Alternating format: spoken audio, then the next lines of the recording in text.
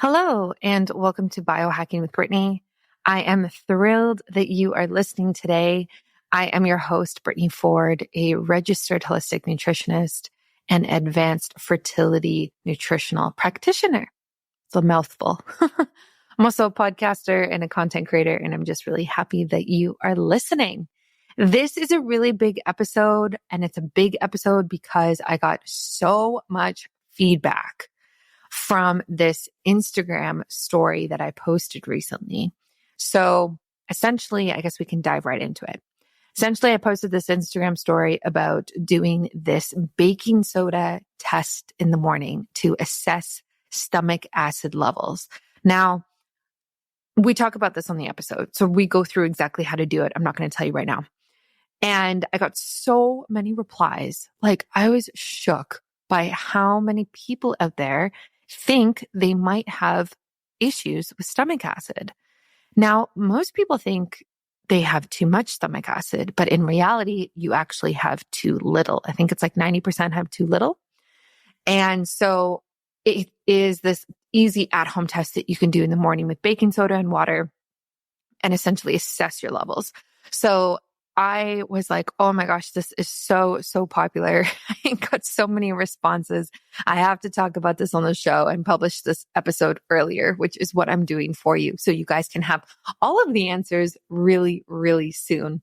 I do want to say that, which we briefly touch on in this episode, if you are somebody who is struggling with stomach acid and you have some of the symptoms that we talk about, which are things like bloating, gas, belching, indigestion, post-meal fatigue, stomach heaviness, or discomfort after meals, then you can take different things to kind of support you. So what I really recommend is taking betaine HCl.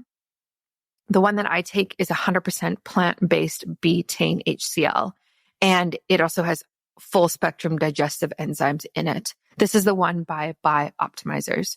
So if you do this at-home test that we're going to talk about in the morning, you do it for a few days and your results come back and you're like, whoa, I think stomach acid is an issue. I also have some of these symptoms.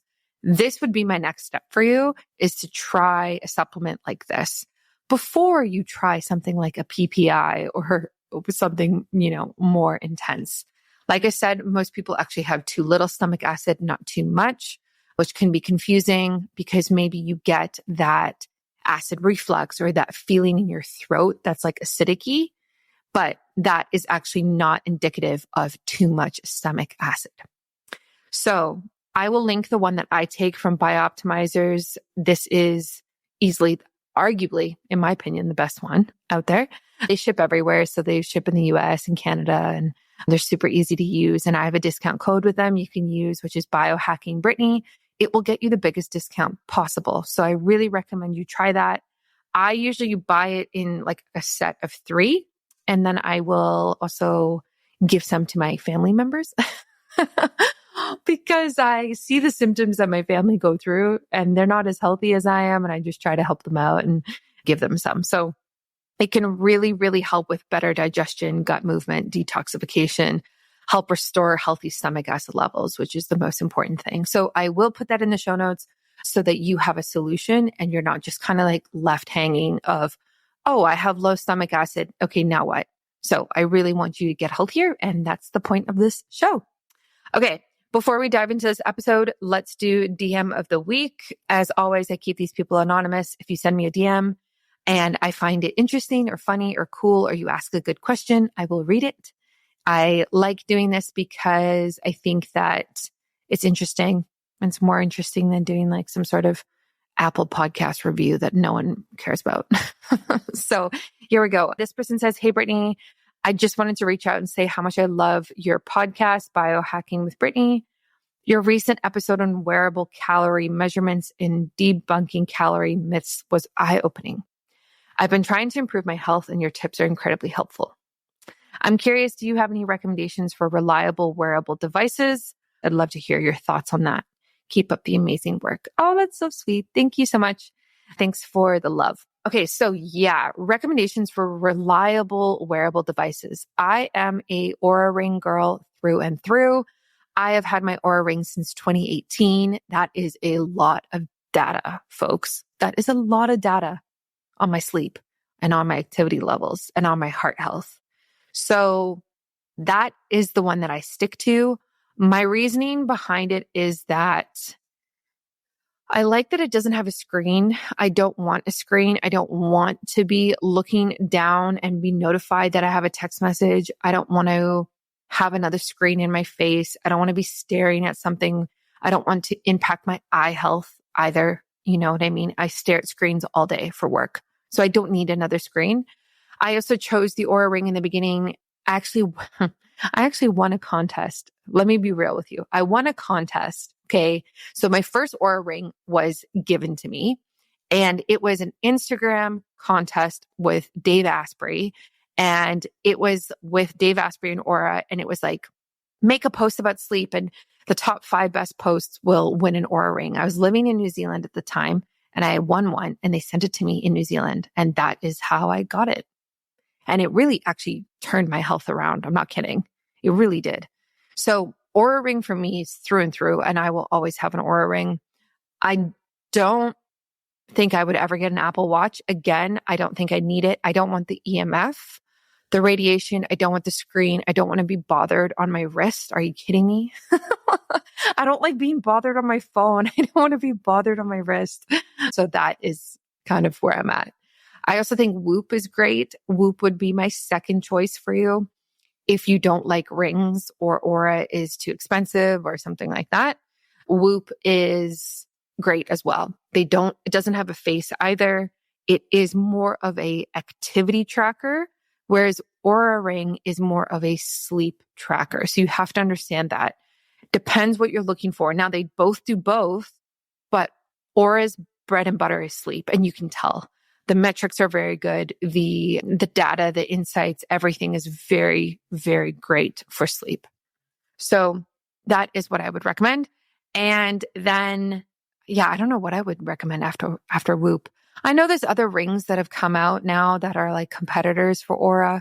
To be honest, I don't know the name of any of them, and I can't really speak to them because I actually haven't tried them. So I don't know. I don't really know about them. I'd love to learn. I think I do have a discount code with Oura. I think it's like just the normal one that everyone has. That's like, you can send it to 5 people and it's $50 off. So, and I think it's like a link. So if you want that and I haven't used all of them, just message me and I'll send it to you. Cause $50 like actually makes a difference, you know? So I would definitely recommend the Oura. It's kind of my favorite. And a shout out to the sponsors of this week for this episode. Glycanage. Glycanage is really cool. It focuses on testing your biological age. So how old are you really on the inside?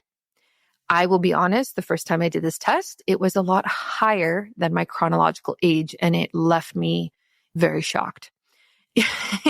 So I have tested a few times. Thankfully, it's gotten better.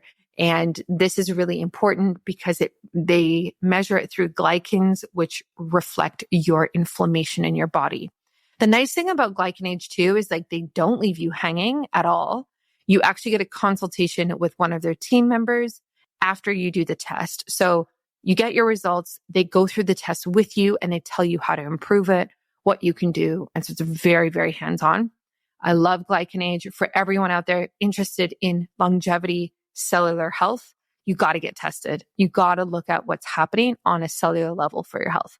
And then a shout out to Bioptimizers. I mentioned them earlier with their HCl betaine product for low stomach acid. They also have a great product called Mushroom Breakthrough. This is my 2 p.m. pickup. It is filled with a bunch of mushrooms that are functional and are like lion's mane or reishi and really help set your brain on fire when you need it. So rather than going for like the coffee and the donut at 2 p.m., I make this, and I call it mushroom milk.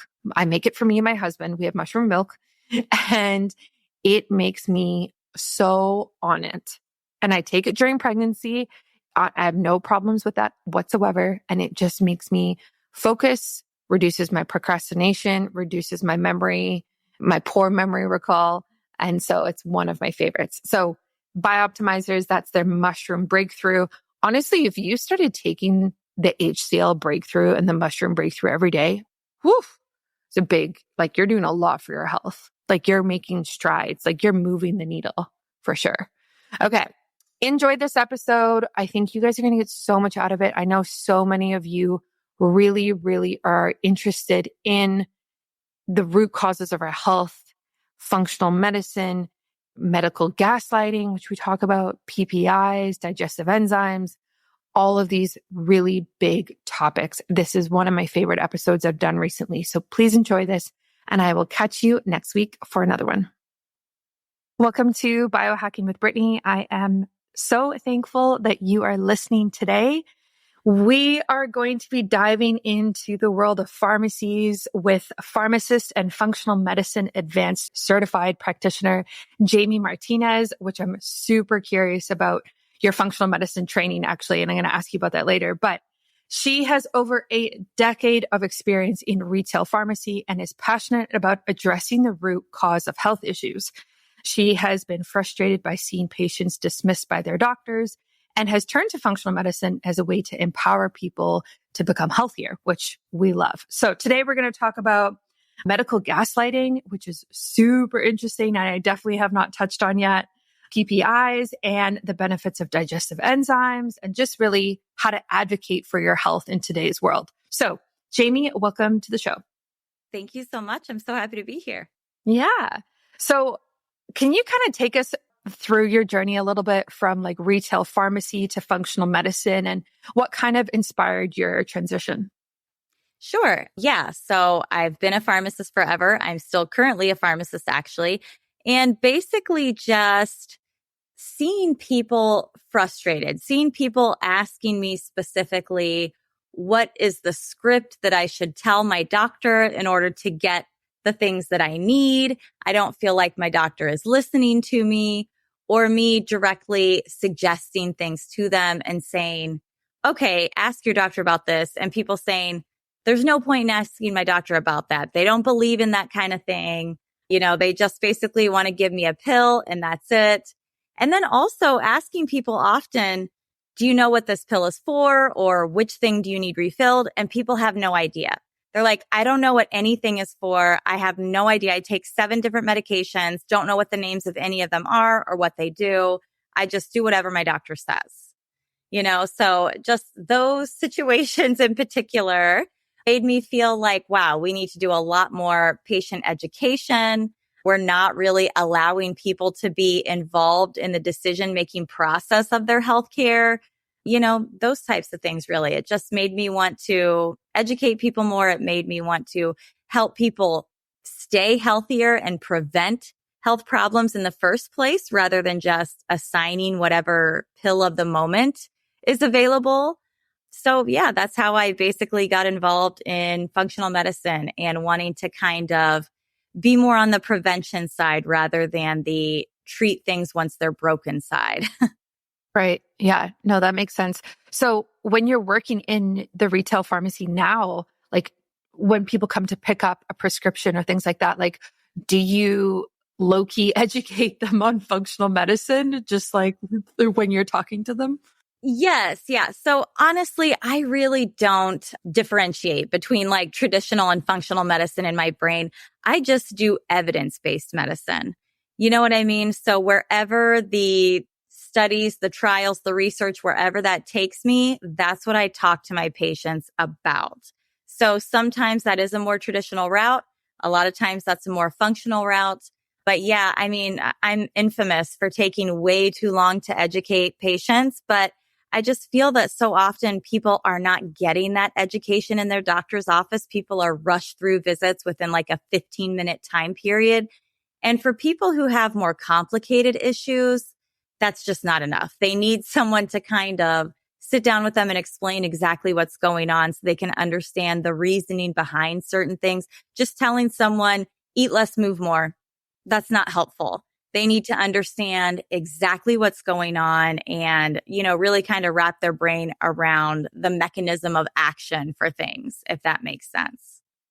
No, it really does. And they also just need a space to like ask questions and feel heard, rather than feeling like, oh, this is a doctor who thinks that I'm uneducated or dumb or don't know what I'm talking about. Okay, I'm just going to get out of here because I don't feel comfortable. And I'm going to pretend like I know what's going on, but really I don't. Right. Yes. Yes. 100%. I hear that so often that people just feel dismissed. Yeah, that's honestly, it's really sad. And especially because it's like what the average doctor appointment is like 8 minutes, 10 Yeah. minutes or something. And if you have these complex health issues, how are you even supposed to remotely get through anything in that short amount of time?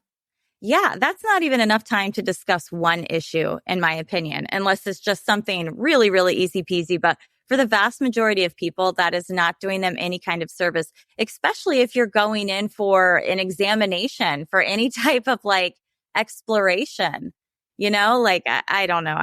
The whole medical system in America really flabbergasts me, to be honest with you. No, it's the same here in Canada. It's really, yeah, you just have to do so much work yourself to really get the answers and get where you want to go. So for those people who maybe haven't got to that self-advocacy part yet, and they feel dismissed by maybe their family doctor or like a walk-in clinic, how can they even start to work on that? Like where do they start? Like, would it be, hey, I recommend you start reading about this and become educated? Or like, what do you first recommend to people? Oh gosh. Well, yes, I think definitely looking into experts within whatever field you're talking about. Absolutely. I could just sit here and recommend so many off the top of my head for hypothyroid, Hashimoto's disease. I love Isabella Wentz. She's all over social media. For menopause, there's Dr. Mary Claire Haver. There are some really excellent experts out there who are just offering all kinds of free education on the internet. And, these are not, because a lot of times when I say, oh, check them out on social media, people are like, oh gosh, that just doesn't seem very reputable or whatnot. But these are leading experts in their field. These are medically trained doctors, pharmacists, whatever, who just really want to help people. So I would start there in whatever your particular issue is, seeking out the experts within that field. That can be super helpful. It's really unfortunate that we have to go and educate ourselves, but a lot of times that is the best place to start. Then at least you know the right questions to ask. That's probably where I'd start.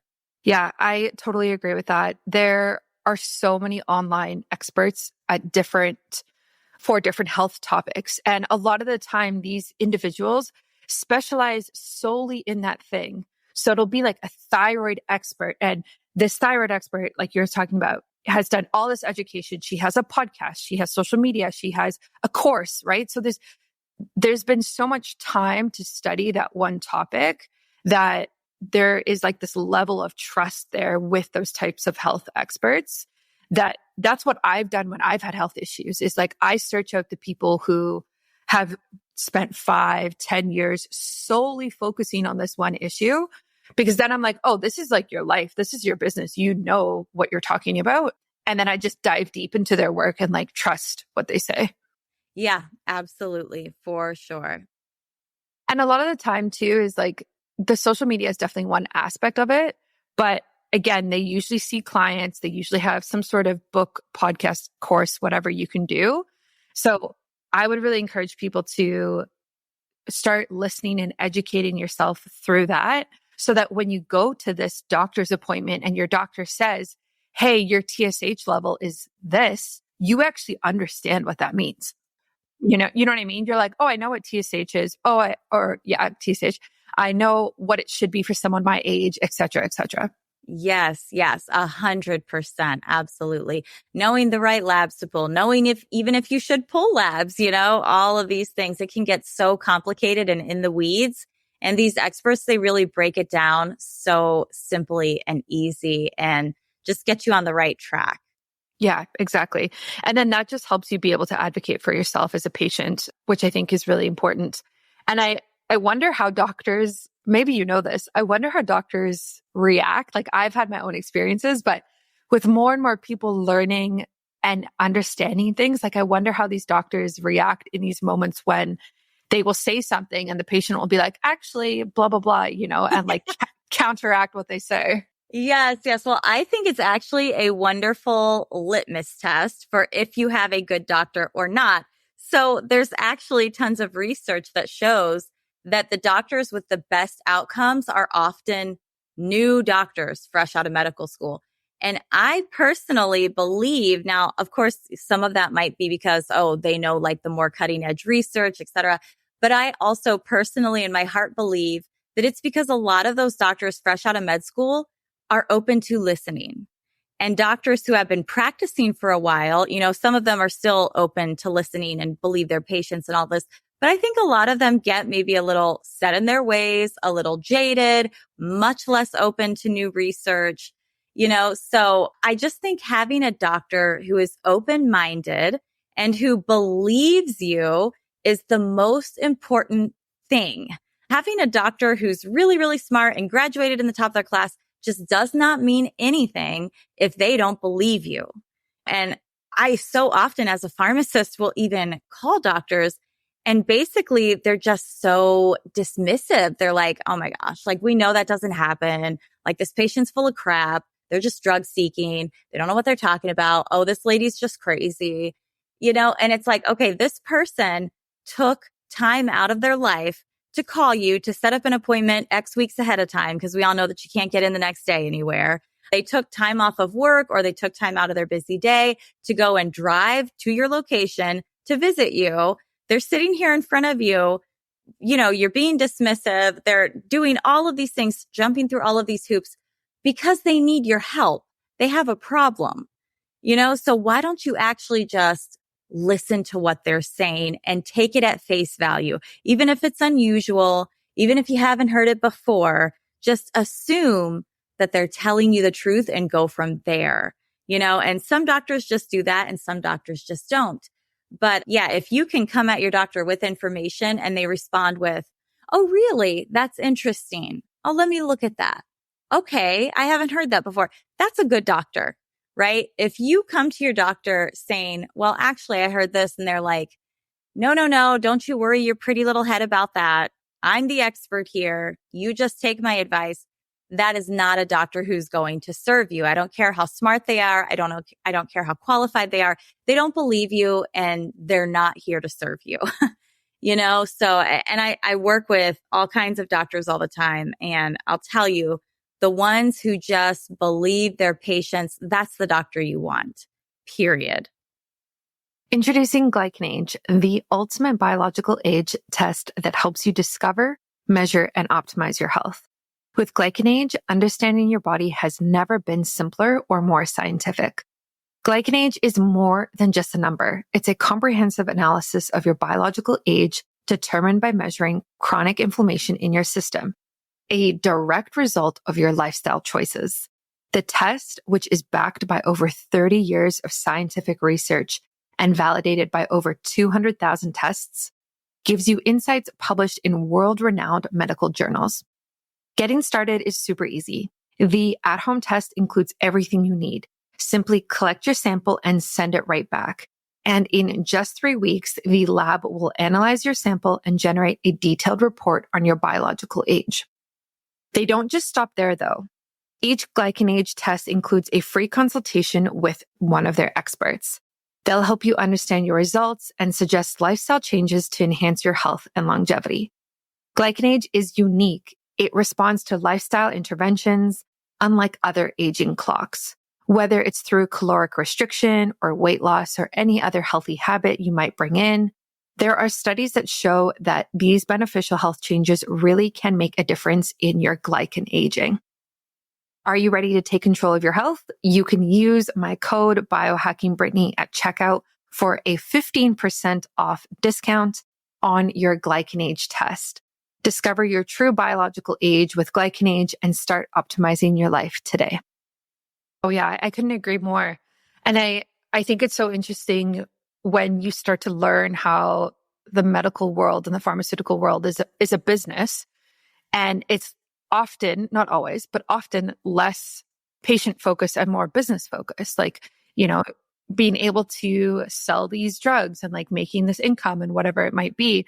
And when you start to kind of understand the model from that perspective, it makes sense, right? Like it makes sense that doctor visits are 10 minutes because then they get paid per visit. They get paid for the more patients on their roster per year, the better. And so it just becomes more of a business and a financial situation than like patient forward, patient care forward. And so when you have a patient who is taking more time, calling the office more, wants more from you, of course they're going to be like, oh, this is so annoying. You're fine. I gave you the drugs or whatever they're going to say.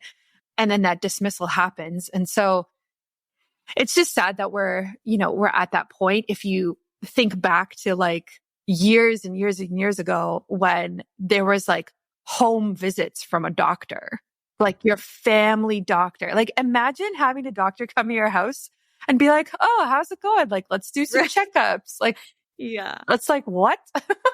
Oh, yeah, that is just like so outside the realm of where we are currently at, unfortunately. And I understand, I mean, people need to be compensated, of course, but this entire fee for service system, I just don't think that it really serves patients well at all. I wish that there were some way that we could have more outcomes based, where it's like, how many patients are you taking care of in a year and what type of shape are they in? Rather than, oh, how many visits did you have today? How many surgeries did you do this year? Wouldn't it be better if we could prevent those surgeries, right? Rather than waiting until someone is super pathological, offering them a crazy expensive surgery. That's just my opinion. I know it's kind of hard to even think about how we would go about doing that, but boy, what a great world it would be, right? Yeah. And I've seen this a lot with birth recently because I'm like just so deep in it and looking at it. And I think it was if you get a C-section in the hospital is paid, I think it's like 35,000 US. And if you have a vaginal birth, it's like 5,000. They get paid 5,000. And then you look at the statistics of C-sections in different areas, different hospitals, and it's like, wow, it's so high now. I think it's between like 30 to 40% in some areas. And I'm just like, how many of those were needed, really? And is it because you just wanted to rush and get onto the next birthing person or the next woman, whatever? And it just frustrates me so much when we don't have a system that can really support us on an individual level of what we need. And we're just seen as like another number, another person through the door. Oh, I couldn't agree more. I mean, it happened to my best friend, actually. She had a perfectly healthy pregnancy. She did get preeclampsia right at the very end. And, her labor seemed to be progressing fine. She wanted to keep going. She was several hours in, and the doctor just basically forced her into a C-section almost. I mean, force isn't quite the right word, but had her to the point that she was crying hysterically, feeling terribly, feeling like, oh my gosh, I guess I have to do this, and then going back with her second baby, everything went really well. And her second OBGYN was like, why on earth did you have a C-section the first time around? Like, this doesn't make sense. Now, trying to do a VBAC is much harder. And, she just broke down crying. Like, I just feel like I was forced into it. I wanted to keep going, but I was a few hours into labor and the doctor really wanted to do a C-section. And that particular doctor is known for it. Like, he will just call a C-section in no time. And you don't want to think the worst of people. You hate to think that it's because it's a really easy, very, very easy surgical procedure compared to most, right? It requires very little time and effort, very little skill. I mean, honestly, someone unskilled almost can do a C-section, especially if you can compare it to like, a joint replacement or brain surgery or something that's incredibly complicated and difficult. A C-section is a real quick slice and dice, right? But you still get to charge these exorbitant fees. So you hate to think the worst, but I mean, in some cases, unfortunately, the worst is true. Yeah, that's so sad. And especially as a first-time mom, like going into birth and potentially not knowing any better. And like, again, like, how do you advocate for yourself when you're in labor of all mental states to be in? Like, the emotions are so high, your body's exhausted, and you're having this medical professional look at you and say, hey, I think you should do this. Like, so many people are taught to just train the doctor and like take responsibility of their health and just give it to the doctor and say, oh yeah, you know what's best for my body. I don't. I am the patient. You are the doctor. Okay. So whatever you say goes. And then later on, there's complications or there's issues or, recovery is so much harder after a C-section. And she's the one who has to go through that. And the doctor just keeps on going and like doesn't think about it ever again. So it's really sad how often that is the story for women. It's really heartbreaking. Oh, and the power dynamic is just so skewed, I mean, I know even myself being a pharmacist, I feel really strongly about medical gaslighting, like you said earlier, just because I've seen it be so harmful for so many people and sometimes even cost lives. I have 4 children myself, and my third child, I almost lost her to medical gaslighting, to a doctor who basically just wanted to be dismissive for no discernible reason that I can tell. And, I just had such wildly different experiences. My first daughter and my son, my last baby, the OBGYN for them, it was 2 different doctors because I've moved around a lot. They were both absolutely incredible, amazing, made the experience wonderful. But for my third child, it was just insane. I was overdue, which had never happened to me before. My first 2 babies both came early. My water just broke magically on its own. I know that like very rarely happens, but that's what happened for me. Went to the emergency room for both babies. And for some reason, my labor just does not progress. I know that's weird. It's just never happened yet. I don't know. I guess eventually maybe it would. But after you've had your water broken for, I think it's like 48 hours, they want to go ahead and try to induce the baby, because your rate of infection is going to be much higher at that point. So they would check me. I did all the walking, the bouncing on the ball, all of the things, and my labor never progressed. I would never dilate. Nothing would happen.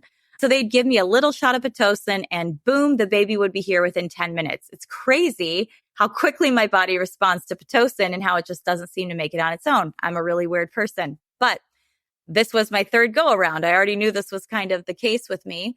Well, my water did not break this time. And I was overdue. I think I was already overdue like 2 weeks. And I started having like some contractions, unfamiliar to me because before my water would just break, never any contractions.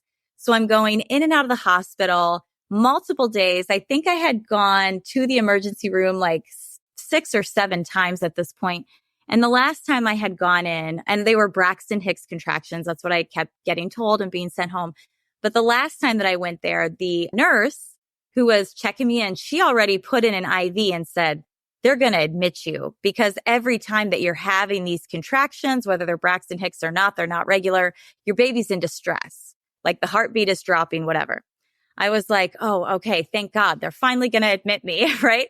Well, the doctor comes in and takes a look at me, has seen me here multiple times already this week and goes, send her home. She's not ready yet. Just totally dismissive, no real communication other than that. I was so frustrated. I'm crying. I'm like, I know something is wrong. Why do I keep having these random Braxton Hicks contractions? I don't know. Like, let's just go to a totally different hospital. My husband and I drove like an hour away to a different hospital. We're in like rural area. So it's not like the hospitals were super close together.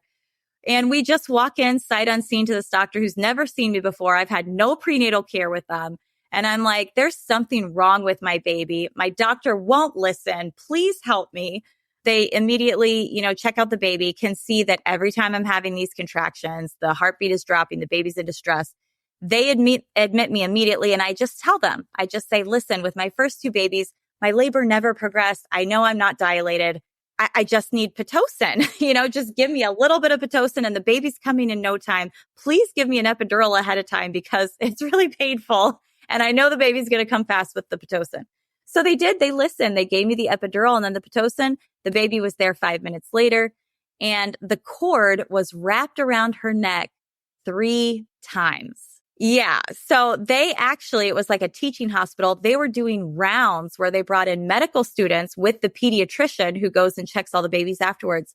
And he says, I just want you to know this is a miracle baby. I've never seen a baby born alive with the cord wrapped around their neck 3 times. You're so lucky that you had such a quick delivery and didn't need a C-section and that your baby's perfectly healthy, all of this stuff. And I just was sitting there thinking like, oh my goodness, what if we hadn't drove all this way to a hospital sight unseen, and had these people just take mercy on me and listen to me and do what I was asking them to do, like I probably would have lost the baby, So it's just crazy to me how people can get so wrapped up in their own ways and just like so ready to prove a point. Like that doctor really just wanted to prove to me that I was being dramatic and that I needed to just trust him, and at the expense of, I could have lost my baby because he just really wanted to prove to me that I was dramatic, and it turns out I wasn't dramatic. There was something wrong with the baby and she did need to come out and just needed a little bit of help. Do you have trouble recalling names, dates, or where you left things? I definitely have experienced this. Wouldn't it be nice to feel clear-minded and energized all of the time? I know you want this, and I definitely want this as well. Biooptimizers has created a one-of-a-kind product called Mushroom Breakthrough that can supercharge your brain power. It's packed with highly concentrated mushroom extracts that science shows enhance memory, focus, processing speed, and more. Just one serving contains 5 potent superfoods like collagen and 1.2 pounds of 4 concentrated mushrooms, including lion's mane, reishi, cordyceps, and chaga. This cutting-edge blend is a powerful way to rebuild your brain and rewire it for maximum energy, focus, and performance in less than 30 days. After each serving of Mushroom Breakthrough, your ability to memorize and recall information will improve, and you'll get a hefty dose of antioxidants for immune support. On top of these incredible benefits, it's also delicious. It tastes like a rich chocolate elixir. Sip our smooth, delicious drink daily and notice your thinking gets crisp fast. Simply mix it with water or milk and enjoy. Or for a more potent blend, you can mix it with your morning coffee to transform it into a delicious mood-boosting mocha. Don't miss out on the brain-boosting power of this amazing new product. For an exclusive offer for my listeners only, you can go to biooptimizers.com/biohackingbrittany and use code biohackingbrittany at checkout.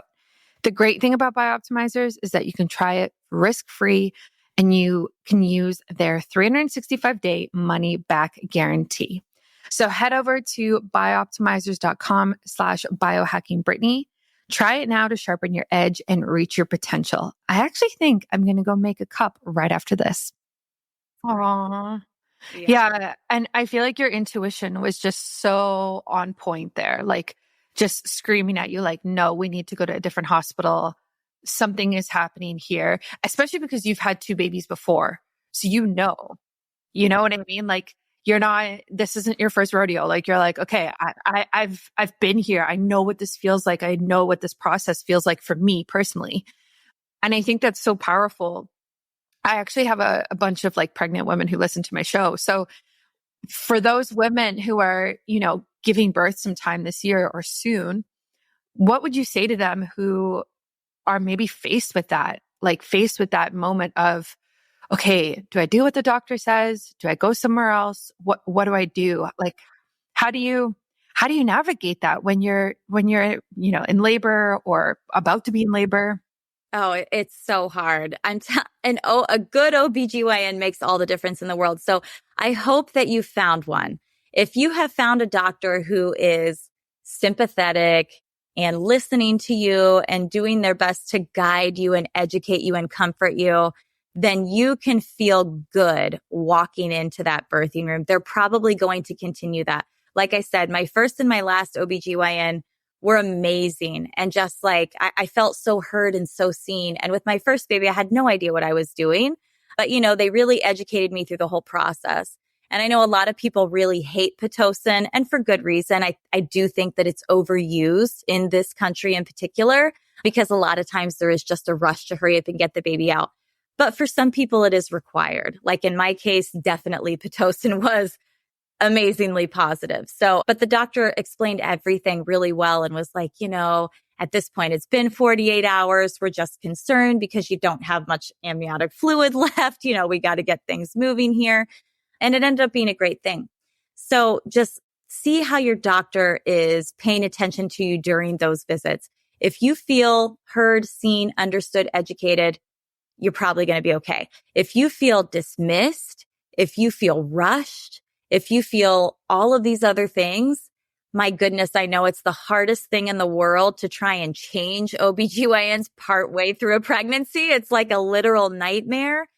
But if you've got those concerns going into the birthing room, it's scary, and look at me. I changed OBGYN at the very last second for my third baby, but it ended up being a good thing. So if you got to go down that path, you might just have to.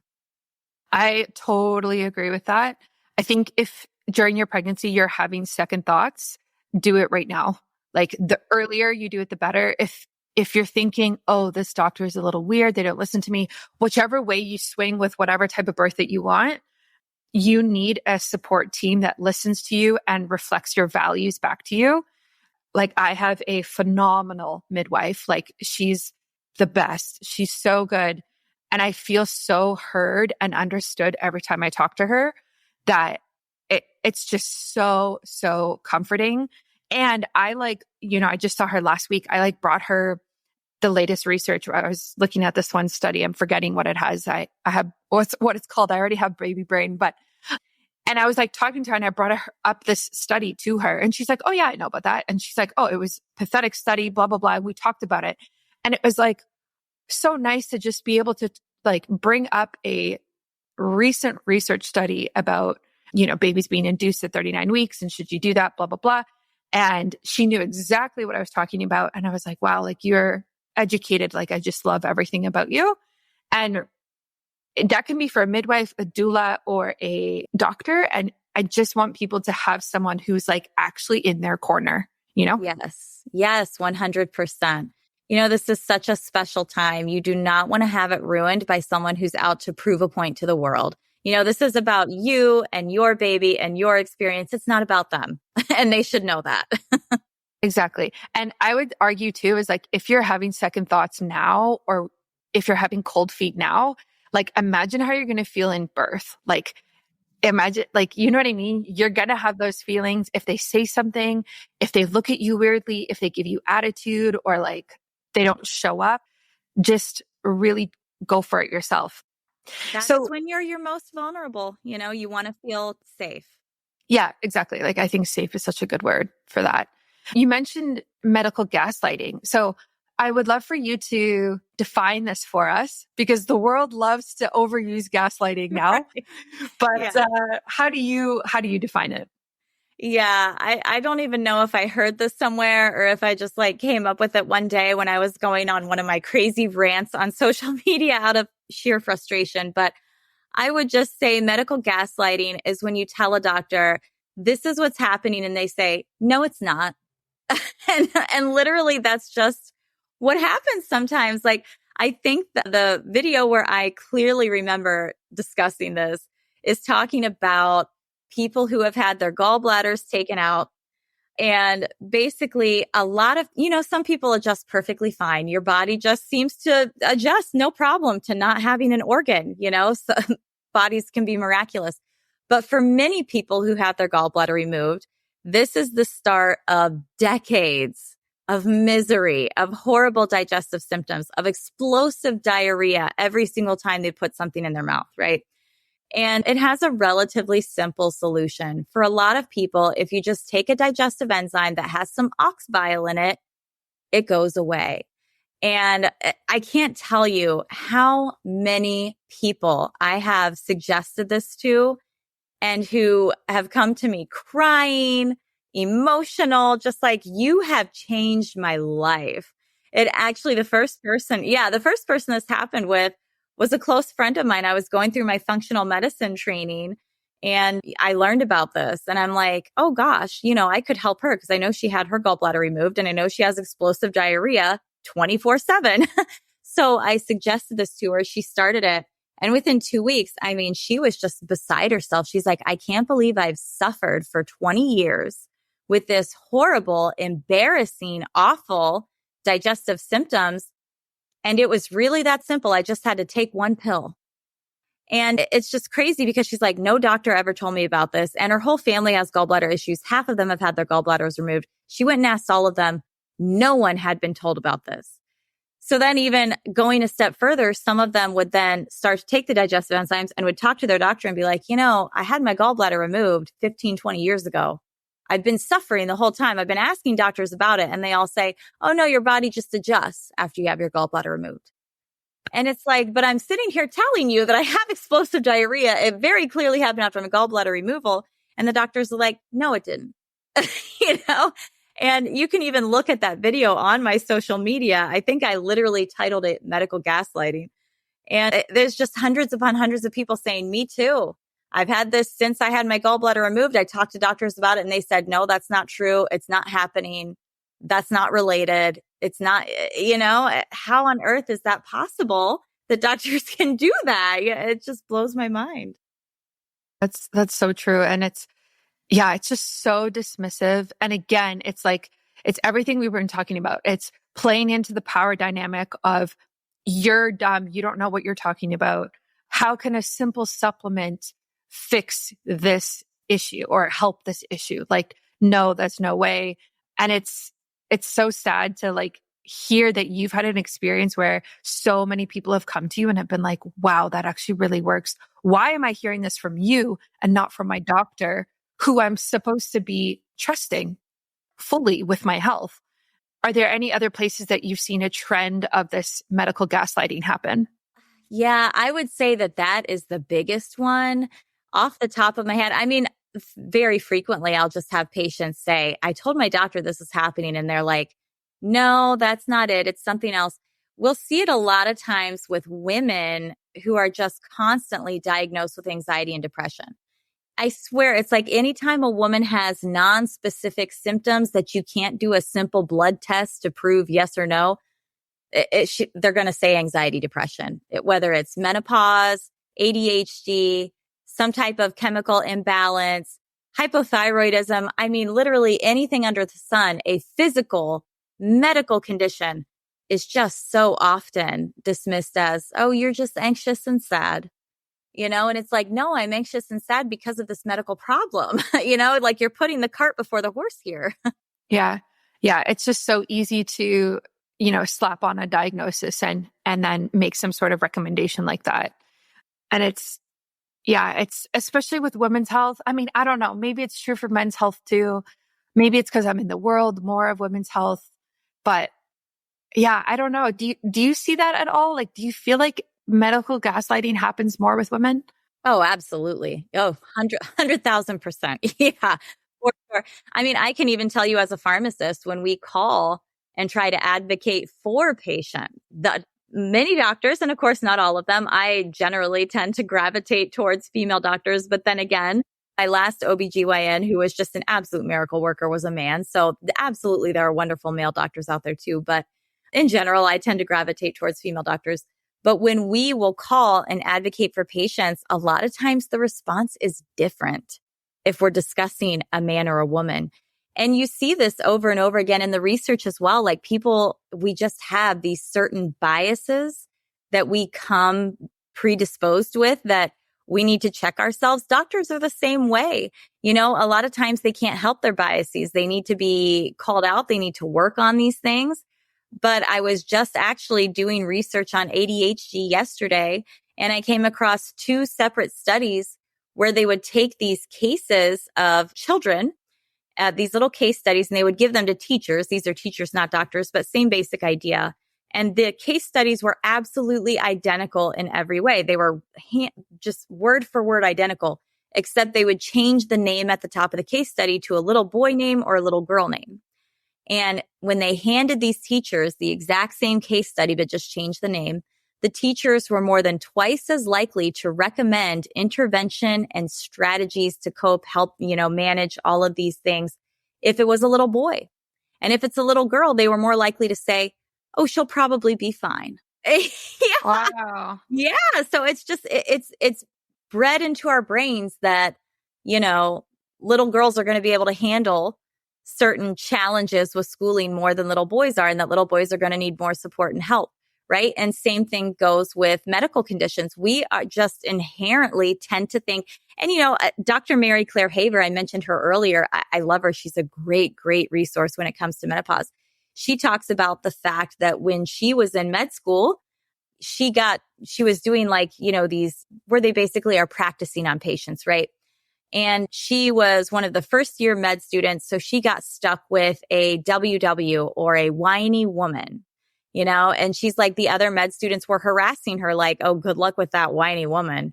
And basically any woman over 40 who had like generalized complaints that couldn't have specific blood tests to test for, that's what they were like, oh, great. You can't do anything for them. You just got to sit there and listen to them whine and then get them out of the office. Yeah.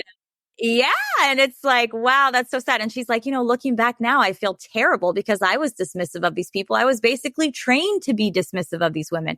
She's like, and of course, now I'm realizing, oh, they were going through perimenopause. They're going through these changes in their body and they needed help and they needed to be taught about hormone replacement therapy and if that's a route they want to go through or not, but they weren't even given the information. They were basically just rushed out of the office like, get this whiny woman out of here so we can get to our real patients. Wow. I hate that so much. It's so frustrating. And I wonder why, I wonder what is it about our perception of like men versus women when they go into a doctor's office? I guess it's just very reflective of society and how we don't see men and women as equal in general, and like the power dynamic there. Because women are typically so much more in touch with their bodies, right? And we are way more open to like wellness and self-care and doing these things than men typically are. Not always. It's getting better. And so you would almost think like if a woman comes in and says, hey, I'm having this like new symptom, like, I don't know what this is. Like, you would almost think that she knows more about what she's talking about. Yeah. Because women are so in tune with their bodies. We've had a menstrual cycle. We know our hormones. A lot of the time we know when we ovulate now. We have all these trackers and stuff. And so it's so funny that we just dismiss that when women are usually more in tune with their bodies than men are. So, oh my gosh. yeah. You're so right. You're so right. And they're even doing these experiments in Europe, specifically with OBGYNs, ironically, maybe because women are so good basically at self-medicating and they're so in tune with their bodies and they know what's going on, but they're just more hands off. They're like doing these head-to-head studies comparing, which women have the best outcomes. The women who have traditional OBGYNs where they're having just like continual visits and all of this, or the women who just have a doctor like they're on call and they only have to see them when they feel that they need to. And otherwise, they pretty much manage their own prescriptions and whatnot, And the women who have the best outcomes are the ones who have the hands-off doctors who just have a doctor there on call when they need them, rather than, forcing them to go in at regular intervals for all of these different testing and whatnot. I just find that kind of stuff super interesting. Yeah, same. Yeah, like I currently don't have a family doctor, and I mean, it's also very hard to get family doctors in Canada. But part of me is also like, I don't really need one. Like, what are they going to do? Like, I never really get sick with birth and baby. Like, we've gone the midwife route and we have a doula. And so I just don't know what I would use them for. But it would be that same thing of like, cool, I will be on the list. And one day, if I need some sort of prescription, I will call you like once every however many years. Because me and my husband, we just don't need them. And like, it could be an age thing, right? Like we're 30, like it could be that. But I also just wonder when I'm older and I hear about, my parents or older people in their 60s, like going to the doctors all the time. And I'm like, am I going to be like that? Like, yeah, I hope not. I really hope not. I hope I'm still like focusing so much on my lifestyle and nutrition and everything like that, that I really am not super reliant at that point. Yeah, I mean, I'm guessing you will be because I've listened to your podcast. I don't think you're going to be a frequent flyer. My mom is 72. She very rarely sees the doctor. She's riding horses every day. She walks for 5 miles a day. So definitely your lifestyle choices reflect how often you will be seeing the doctor. And, being your own advocate, which clearly you are, that's the best thing you can do for yourself. So Yeah, absolutely. And I want to touch on that. Like, obviously, functional medicine really focuses on finding the root cause. And then once you find the root cause, the recommendations made are lifestyle based and nutrition and dietary based. What role do you think those components make in somebody's health in general? Like, how important would you say they are versus like what you see pharmaceutical wise? they're everything. I mean, in my opinion, pharmaceuticals and surgeries, that is your last resort. I think that so many problems can be solved with high quality nutrition and keeping physically active, period. Now, there are times, I mean, there's a balance. Just like I said, I don't really differentiate between traditional and functional medicine because they both have a lot of evidence to them. But I do think that you cannot out medicate a bad lifestyle. Like so often people turn to me as a pharmacist and just want to know what's the latest pill. And they almost want to know, like, how much can I get away with? If I'm taking lisinopril, then what's my license to eat poorly and to not exercise, And it's like, gosh, the lisinopril is going to help. But if you're not changing your nutrition and moving your body, the next year you're going to need more lisinopril. And the year after, you're going to need an even higher dose. And then 5 years from now, you're going to be taking 5 blood pressure medications. You know what I mean? So you can play that catch up game. But in my opinion, those things should be reserved for when, something goes really haywire in our bodies. Sometimes, just genetics happen, life happens, whatever.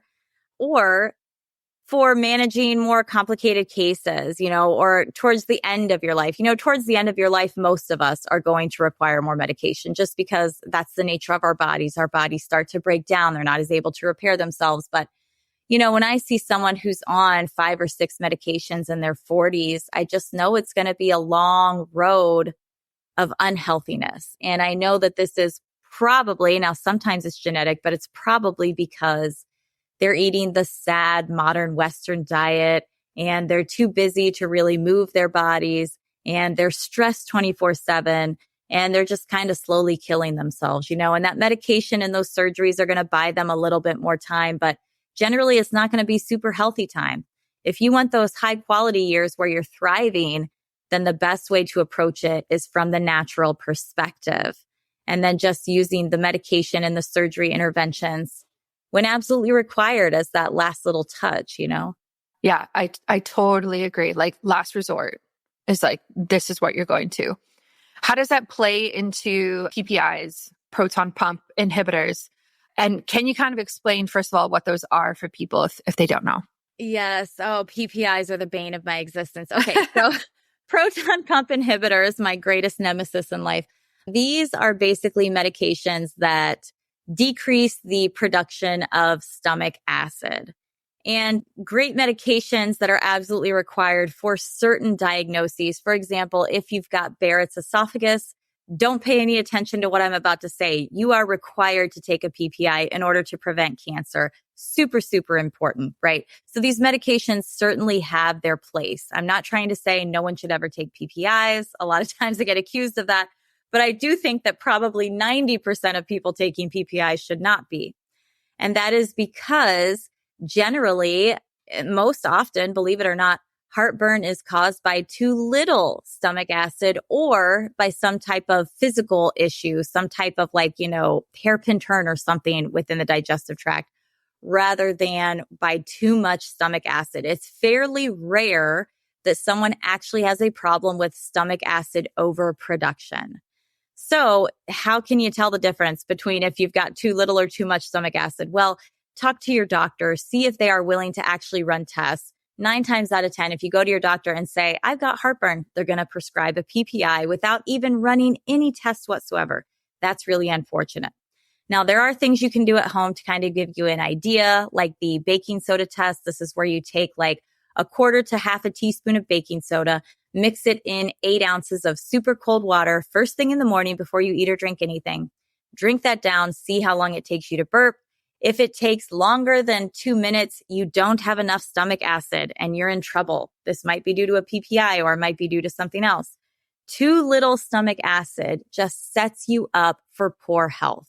It basically means that you are not going to absorb the nutrients from your food. This is bad, obviously. If you cannot absorb vitamins, nutrients, minerals from your food, you're going to be malnourished. You're going to be hungry because your body is going to be screaming out for those nutrients. So it is going to constantly be asking you for more calories. No matter how many calories you eat, you're still not getting your nutrients. So you're going to crave more and more calories. It's associated with things like osteoporosis because you can't get calcium and magnesium out of your food. It's associated with things like protein deficiency. I myself had hypochlorhydria, which is too little stomach acid. I had no idea. Here I was eating 100 grams of protein per day, totally protein deficient. When I pulled my labs and saw the fact that it looked as though I was completely malnourished and eating maybe 5 grams of protein per day, knowing that I was eating 100 grams of protein per day, I mean, I was shook. It sets you up for anemia. It sets you up for all kinds of long-term health issues. And when people are taking PPIs, they are putting their bodies into a state of hypochlorhydria. It's associated with hair loss. I mean, basically anything you can think of that is bad, long-term PPI use is associated with that. So you only want to be taking a PPI if absolutely required. If you need it to prevent esophageal cancer, if you've got Barrett's esophagus, you're going to have to do it, right? So just do your best to eat a healthy diet.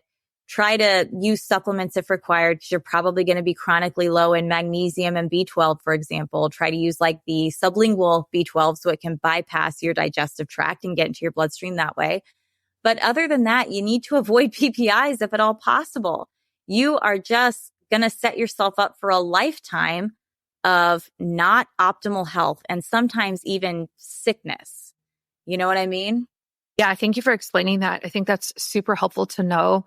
And I made a note about that baking soda test. I'm going to look it up and I'll put it in the show notes because I want to do that test tomorrow morning and to see, because I've never heard of that and I've never done it.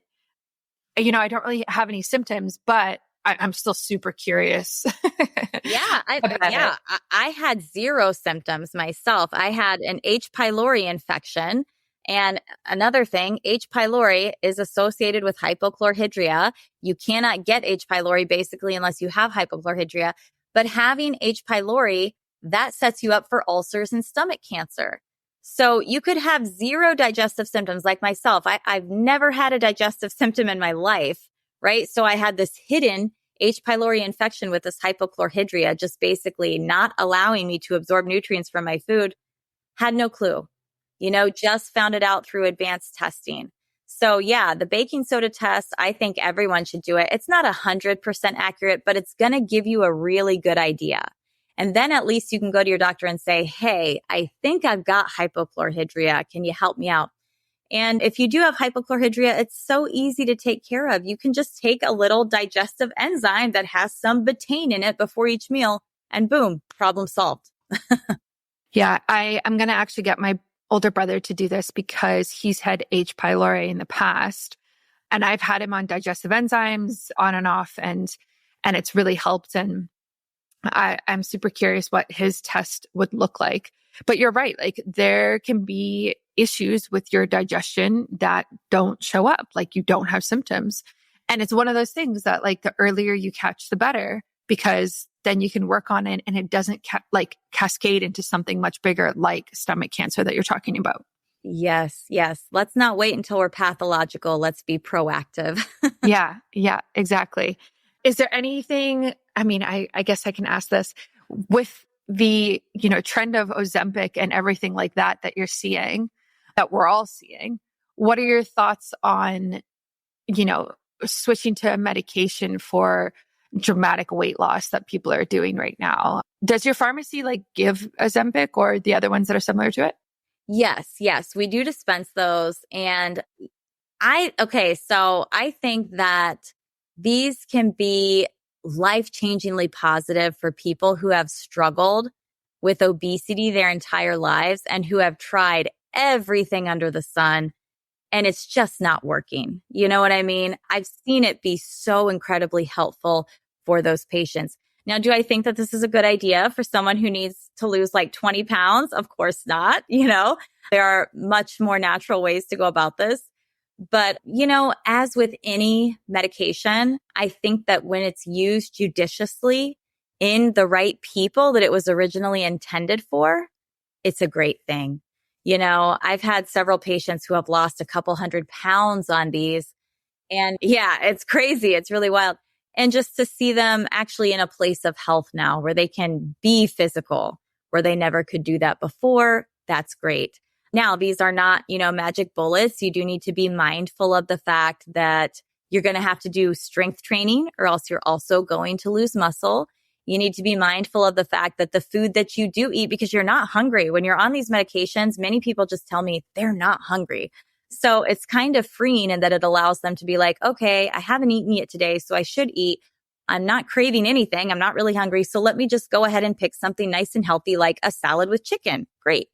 But you need to make sure that you're making good choices in the food that you're eating. Just because you're not hungry, that doesn't mean that you A, shouldn't eat at all, or B, that you can just eat whatever you want because it doesn't matter, you won't gain weight.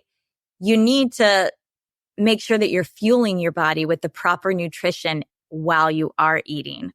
So, there are certainly some caveats that go with these medications, but, as long as they're used in the right population, they can be helpful. I don't think they should be used outside of the diabetic population and outside of the population of people who really struggle with weight.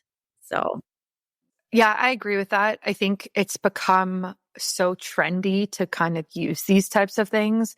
And it's weird that it's like a pharmaceutical drug that's trending. You know what I mean? Like, are we not super concerned about like the long-term impact of this on so many people who don't necessarily need it? And we see it in like reality shows and like these celebrities using it. And I guess like, I agree with you. I think if you are somebody who needs to lose a certain amount that's like substantial and you've done everything under the sun, like, yeah, there's a time and place for it. But for most people, I don't think that applies. And it also goes into that like philosophy of this is a quick fix. Like, I'm going to get this prescription and there you go. Now I don't need to do any work. And like, I don't need to exercise. And yeah, I can have pizza and like drink alcohol and do all these things all the time. And that's what worries me about these types of things is like, it's just teaching us that, oh, this is a pill that will fix my problems. And now I don't need to worry. And then you're on it for what, the rest of your life? Like, how does that work as well for longevity? Right. Yeah. And I mean, when we look at the clinical trials, it's pretty clear that these medications should be lifelong. So that is something to consider. If you want to get on these, you got to think that this is a lifetime medication. This isn't something that you're going to, use for a few weeks and lose a few pounds and then, oh, that's it. I'll never need it again. So you're really kind of making a life choice here. So. And that's scary too. Like, imagine, being like, okay, I'm going to be on this the rest of my life. Like, that's so significant. And then when people come off of it and then they gain all the weight back, it's like, okay, well, did you change your habits while you were on it? You know what I mean? Like you're saying, like you lose muscle mass. So you actually have to be strength training more and doing resistance training. Did you do that? And like, I don't know if doctors are having those conversations with patients when they are being prescribed it. Yeah. I don't know. I don't feel that a lot of conversations are happening, honestly, between doctors and patients. When I ask people, what do you want refilled? And they're like, I don't know, the white pill. Do you know what it's for? Nope. Okay. They can't even like pronounce what it is. No. Word.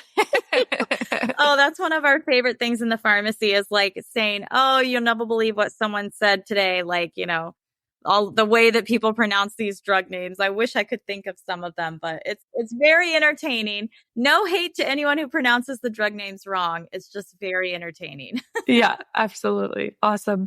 Well, thank you so much for coming on the show. This was such an enlightening conversation. I learned so much. If people want to connect with you and learn more about what you do or anything that we touched on today, where can they do that?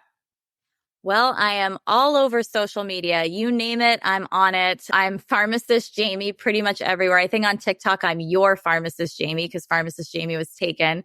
But yeah, TikTok, Instagram, Facebook, Threads, X. I'm literally everywhere.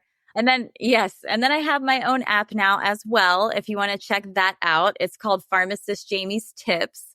So that's where I really, do the one-on-one messaging and I just like directly communicate with all of my people there. That's my favorite place. But yeah, you can catch me on any of those. And I just want to thank you so much because I've thoroughly been enjoying your podcast. I've just been listening to it endlessly for the last few days because I don't know, like after I listened to one episode, I just couldn't stop. You've got such great guests on and it's been fun. I feel like I'm on your pregnancy journey with you now. So I'm invested. Yeah. Thank you. Yeah. Oh, that's so sweet. I really appreciate that. And I will put all of that in the show notes and on my website so people can find you. Thanks again for coming on. This was great. No, thank you so much for having me. Please take care. I'll be listening to you soon in the next couple days. Okay, good. Thanks for listening to another episode of Biohacking with Brittany.